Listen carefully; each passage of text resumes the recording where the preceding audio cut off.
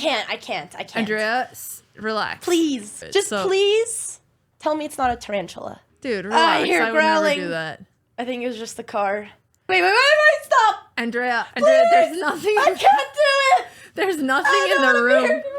Andrea, there's nothing in the room. Okay, can you let me know when they... Can you wait? You did say if I set a time for content, you're down for whatever I want. Yeah, I didn't expect to be blindfolded. I'm going to need you to put out your hands, and I promise he can't do anything. No! Close your eyes. Okay, I'm taking this off. No, Andrea, you promised. You said I could decide the content. Never say those words again. I am right here to help you.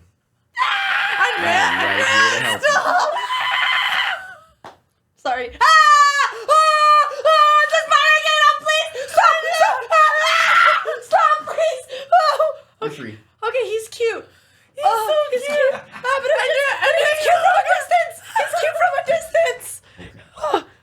I'll just take him back. I'm sorry for screaming at him. It's not his fault. Look. Well, now that I survived that, I feel like I can do anything. All right, Andrea. Why are you more intimidating now after the last segment? You said I could plan the content. It's just like getting more and more intense. Okay. So, how long have you been single for? So, last night, I'm cooking dinner, minding my business. It's 9 p.m. on a Friday night. I've got no plans as usual. And my sister just comes out of nowhere, and she's like, can I ask you a question? I'm like, yeah, what's up? How long have you been single for? And it was very rude because, it's been a very long time, and that I actually have been single since high school, which we don't need to clarify how long that's been. So 5 years?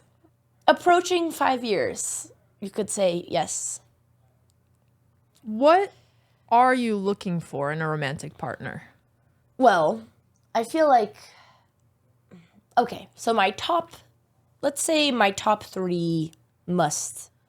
I'm looking for someone who is charismatic and empathetic and cares about people. Someone who can make me laugh. They also have to be really quick-witted, like they should keep up with me.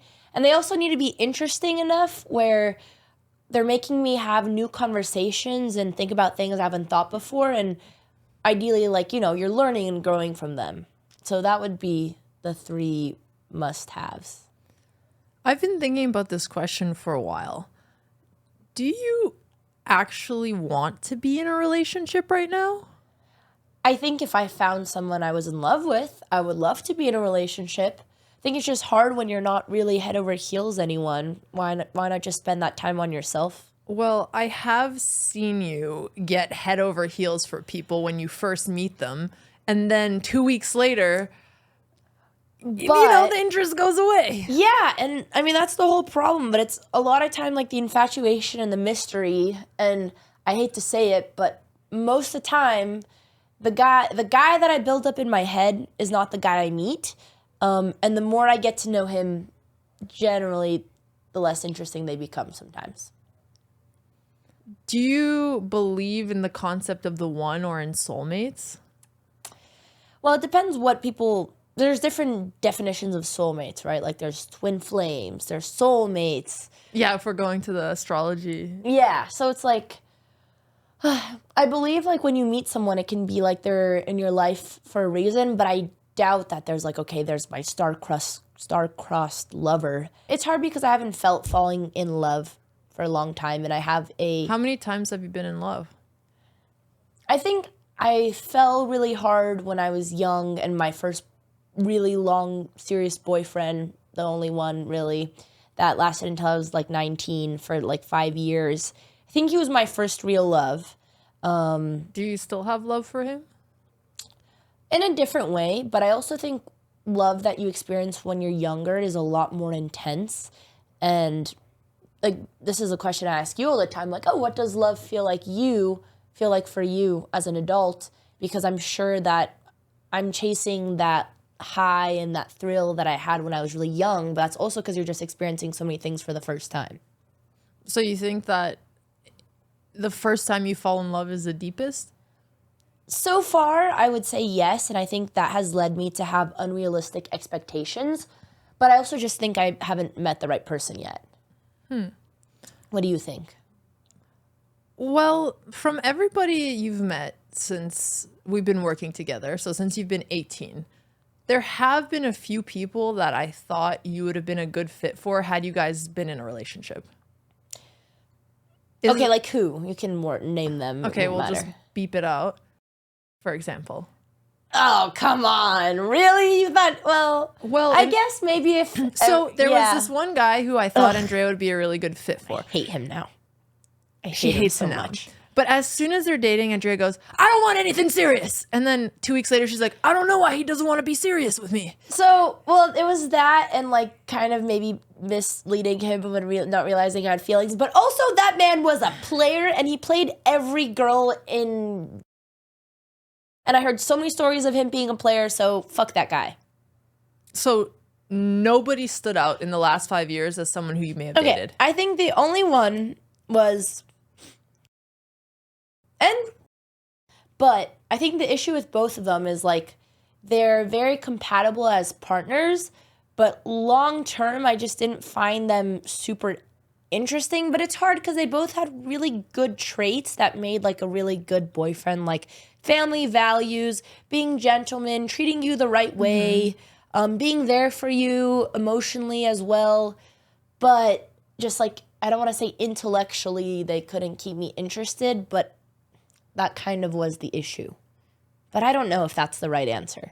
But I feel like seeing from what has gone well and not well in your love life, I feel like if I want to find a really interesting man who can keep me like constantly on my toes, those guys usually kind of end up being like narcissists from seeing your exes. So I'm like, maybe I don't need a super hyper intelligent man. I mean, they can be intelligent, but you know, maybe in a different sense.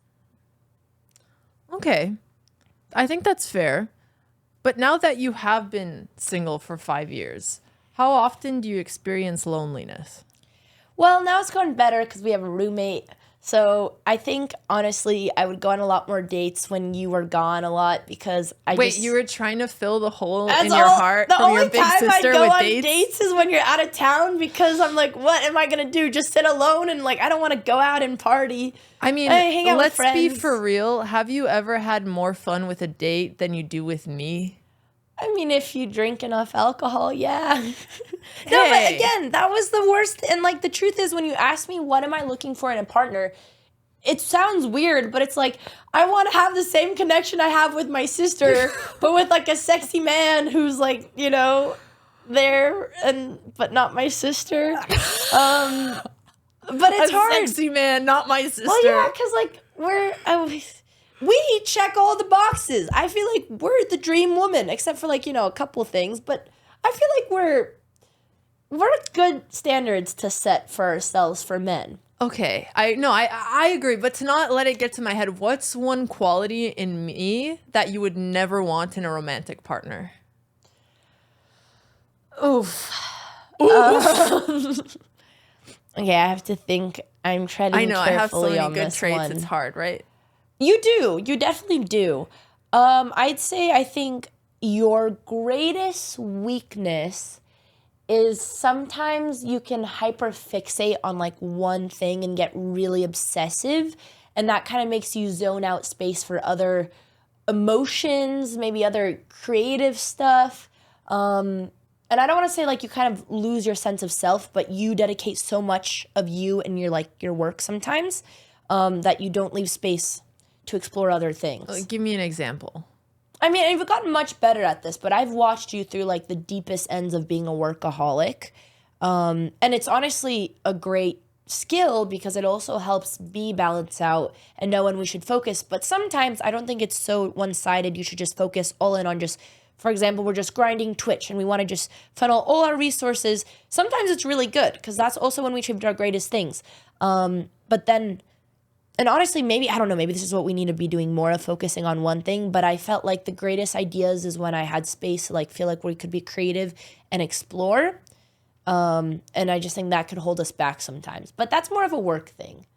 I think you're a very good girlfriend. And from your last relationships, like honestly, I wouldn't even say you have any red flags or anything. I think my red flag is that I get depressed sometimes. Yeah, but that's not something that you can control. So that's never something that I'd be like, that's your fault, you know? True, but it still impacts the other person.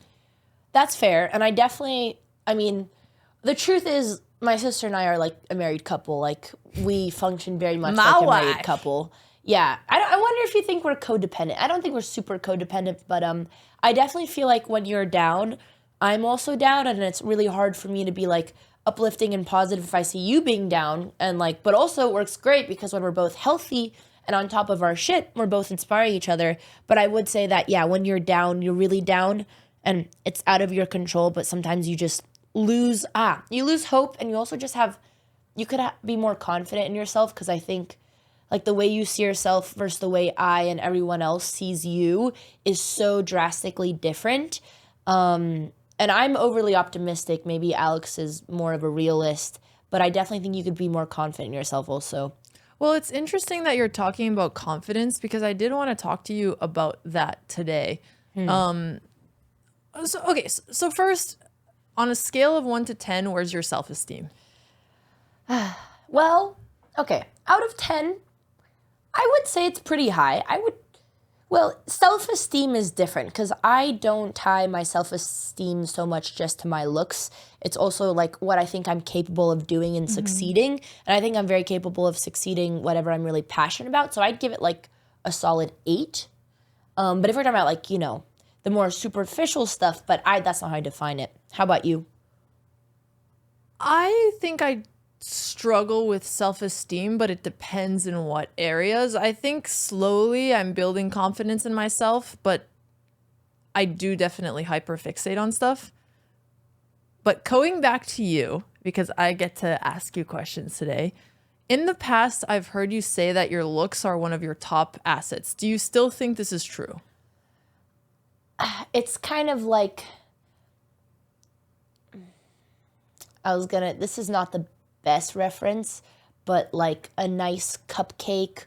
Ooh, maybe like an ice cream, and then you get to like the gooey brownie inside, and like that's the really good part. But on the surface, I think it's just really easy to use my looks for advantages, and obviously any content that goes viral, that's the first thing you see. But what I value and what I know my strength is, I totally think that comes down more to my personality and my creativity.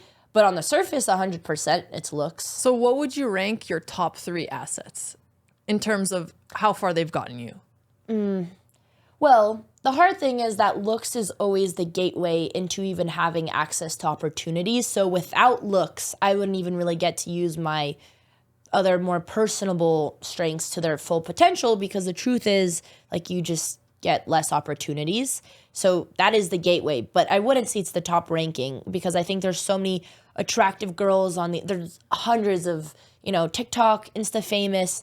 But I think what really sets the ones apart who succeed is, first of all, like, you know, having something more interesting about them, whether they're like more passionate about certain things, or, I just want to say not super basic. So what would you rank your top 3 then? What's number 1? Is this to myself, or is this what I think the public ranks? This is what you think your top 3 attributes are in terms of where you've gotten at this point in life. Okay, this is good. It's somewhere between like, I sound like such a fucking tech bro, but like my drive and my commitment, I would say that's one of them. And then I'd say my creativity is one of them. And then I guess I would have to say looks. It's not something that I value, but I have to acknowledge that obviously it plays a part in everything. Do you think you have pretty privilege? 100%. I think we both do. We very well know that.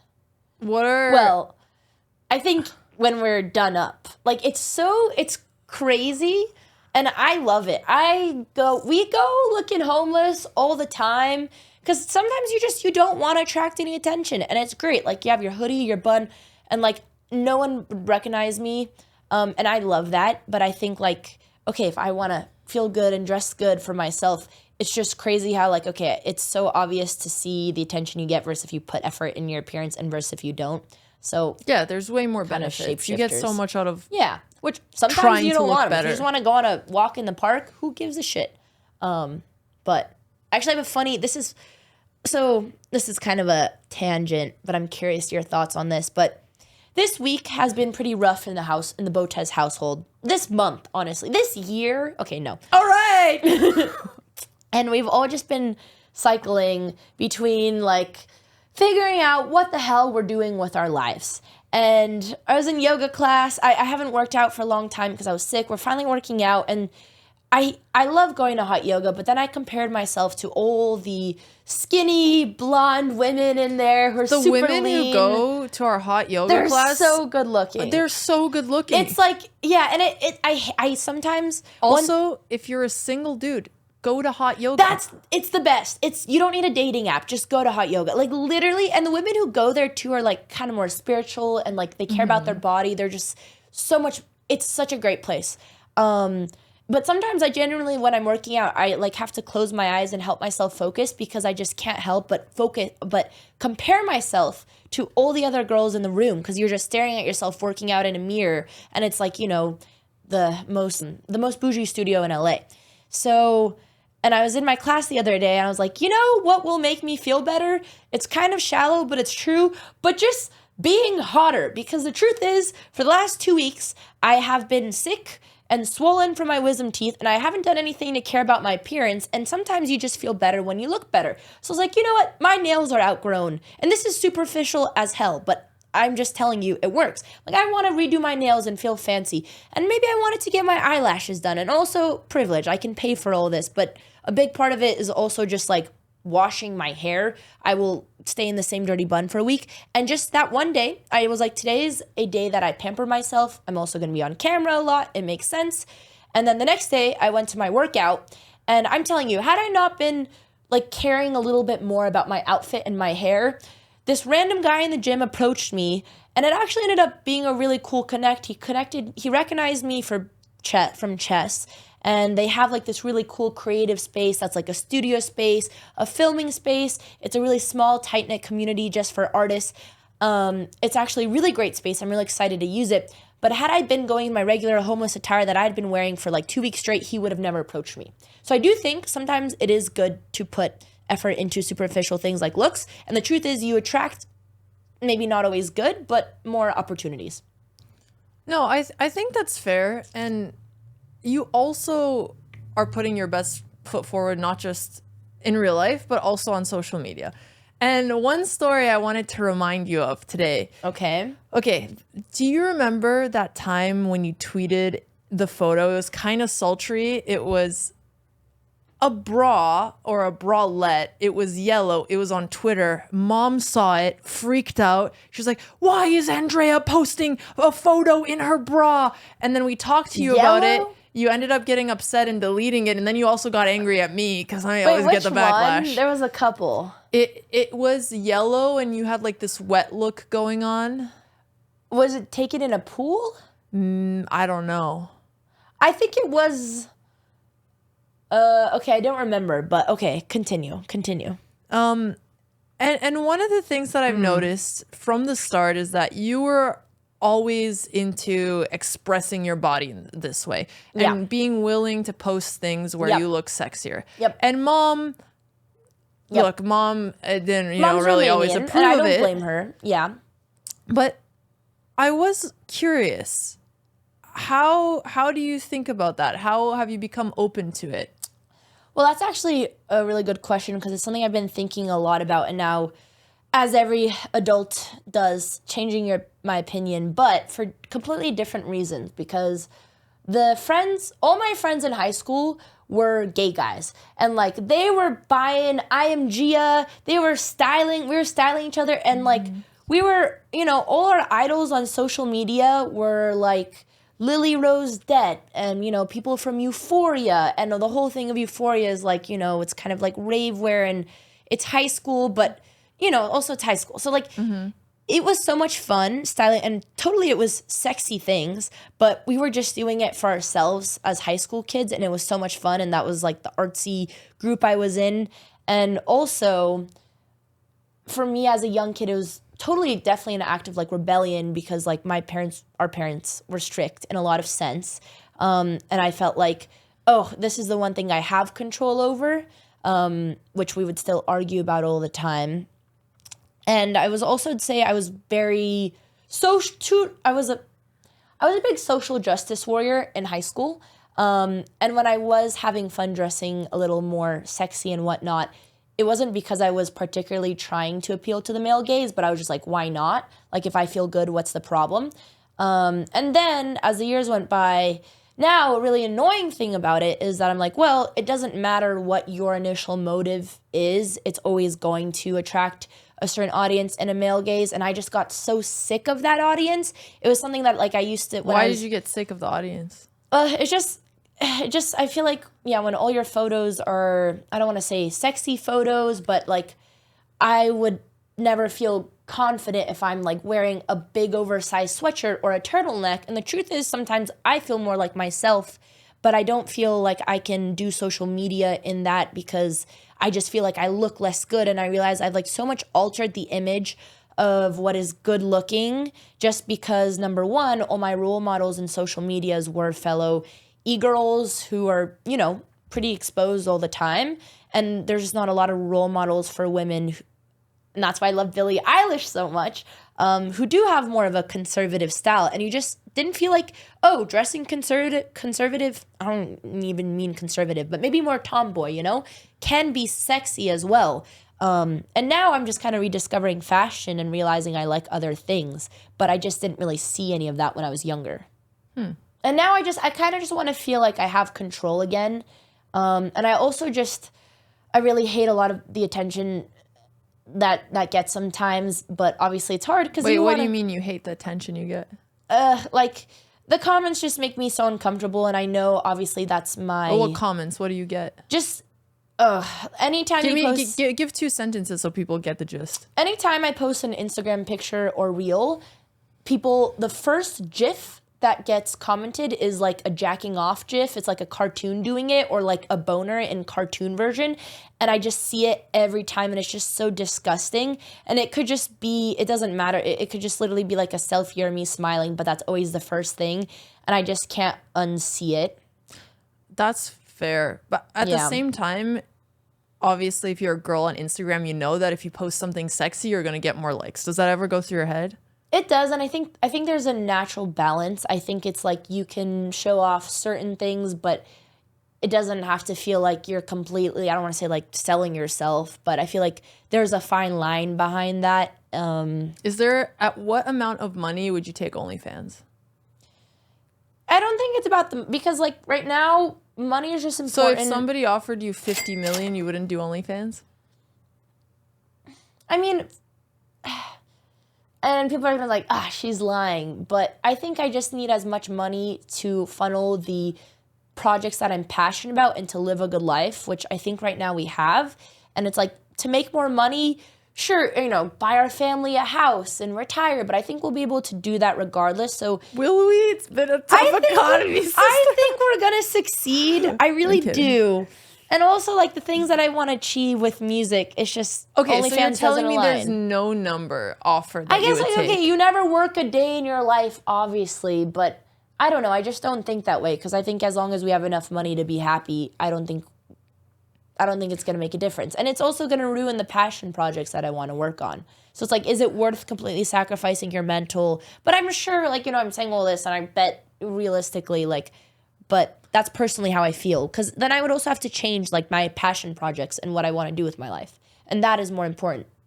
We're going to use the same universal outro for every podcast because we just yapped about 100 topics, but if you guys enjoyed it, it's not a podcast. We filmed more, watched more, we yapped a lot. I hope you guys like it and let us know what you want us to talk about next time. And please leave comments. I will actually read them. We read comments about things we care about, and we definitely care about this. So please. So if you're writing a comment, at least within a week of this video coming out, I will read it. Yeah. Okay. Bye. See you guys next time.